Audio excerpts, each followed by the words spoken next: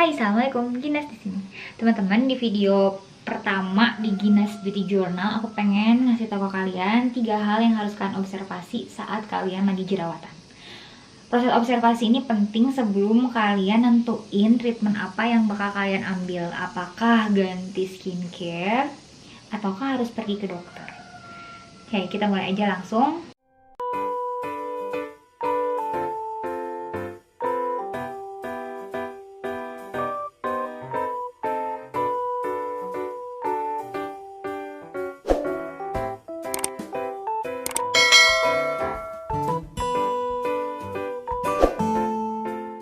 Jadi beberapa waktu lalu itu aku pernah kena jerawat parah lagi.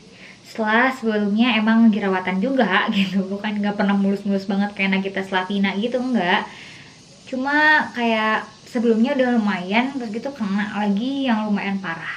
Ini beberapa fotonya. Kelihatan kan di sini, di situ, di mana-mana reuni akbar gitu ya, jerawat di muka aku, wadidaw gitu. Terus kemudian pada akhirnya bisa kembali ke kondisi normal, kondisi yang nyaman gitu. Jadi sempurna mah enggak, cuma lagi di kondisi nyaman ya. Emang baiknya emang kayak gini gitu, kulit aku tuh nggak pernah lebih dari ini, tapi semoga bisa lebih dari ini. Yang pertama yang harus kita observasi adalah tentang proses kita membersihkan muka atau di cleansing prosesnya. Udah bener belum gitu. Nah, yang aku ingat dulu sebelum kena yang jerawat di sini tuh aku ngeganti yang asalnya micellar water jadi pakai milk cleansernya Viva. Kan siang itu kayak pakai pelembab serum biasa gitu ya. Terus pakai sunscreen, terus aku timpa lagi pakai bedak karena biar nggak hinyai gitu kan. Terus gitu ngebersihinnya cuma pakai Viva, terus cuci muka pakai face wash. Pas dipikir-pikir, oh ternyata kayaknya ini deh yang salah. Kemudian setelah aku ganti pakai micellar water lagi, oh udah mulai mendingan gitu, nggak ada jerawat baru yang tumbuh. Oke. Jadi indikator jerawat kita udah mulai membaik adalah jerawat aktif kita mulai mereda, kemudian tidak ada penambahan jerawat baru. Itu berarti proses yang kita lalui itu bener gitu. Percaya deh sama aku udah ratusan tahun jerawatan. Oh enggak, beberapa tahun jerawatan. Kemudian kalau udah tahu bersihin wajahnya udah bener apa belum, yang kedua itu yang harus kita observasi adalah ketidakcocokan kita terhadap produk yang kita pakai. Kan kita kadang-kadang tergoda ya sama iklan, sama beauty vlogger, sama temen kita yang kemudian wajahnya lebih baik dari kita, kemudian dia mengiklankan produknya, terus kita ikut-ikutan gitu. Nah, itu kejadian sama aku gitu. Pas waktu itu aku coba pakai serum Sambalini sama Taman Oil. Jadi aku pribadi itu nggak cocok pakai oil-oilan sebenarnya. Jadi baru sadar, oh sepertinya di samping saya nggak pakai micellar water lagi, saya kayaknya nggak cocok pakai yang namanya oil serum gitu. Yang basisnya oil saya nggak cocok ternyata. Tahu akhirnya dari kejadian ini. Nah, teman-teman juga nih kalau misalnya ketahuan, oh jerawatan parah nih, ada apa nih gitu. Makanya harus coba cari tahu adakah produk baru yang kita pakai gitu, bisa jadi itu penyebabnya. Terus yang ketiga adalah kalau misalnya nggak ada produk baru yang dipakai, kemudian cuci muka udah bener juga gitu, bisa jadi dari makanan.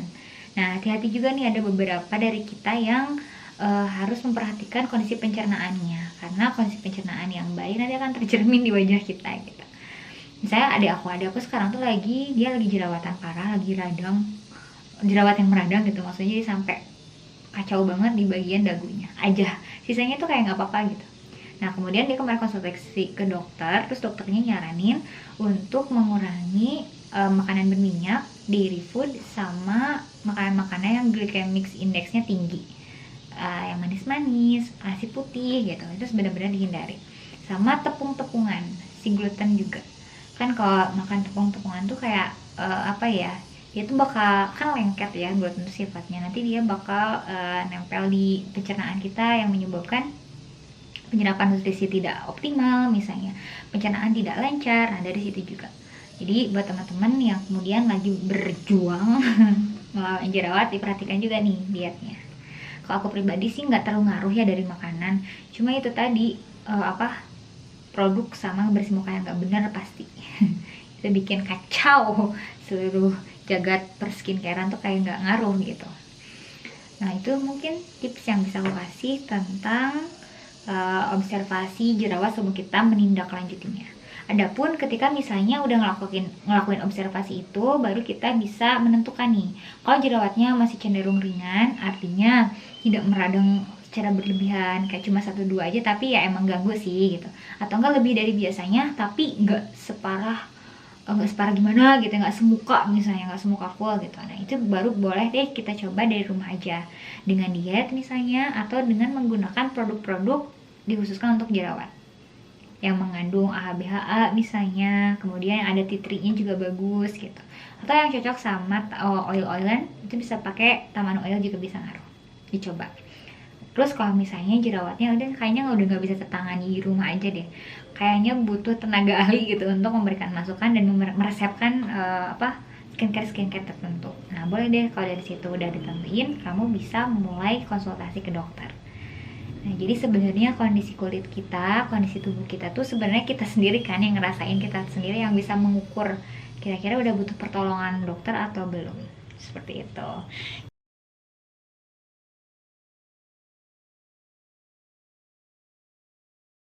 Jadi segitu dulu mungkin untuk episode kali ini. Semoga membantu.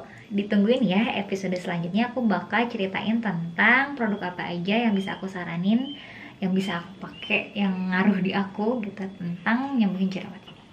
Terima kasih sudah menyaksikan. Assalamualaikum warahmatullahi wabarakatuh.